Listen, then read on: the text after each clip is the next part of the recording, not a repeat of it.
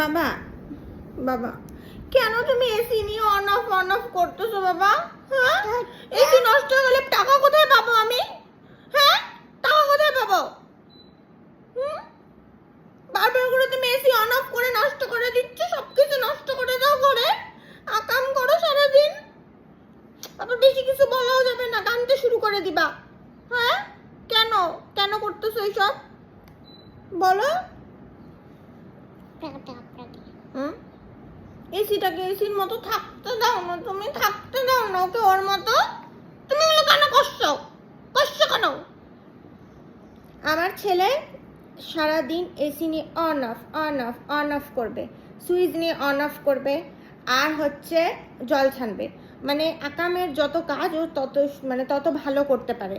আর গাড়ি ফাড়ি এসব নিয়ে ও মানে কয়েক সেকেন্ড খেলবে, বেশিক্ষণ খেলবে না। আর এসিটা হচ্ছে ওর খেলার মানে মেন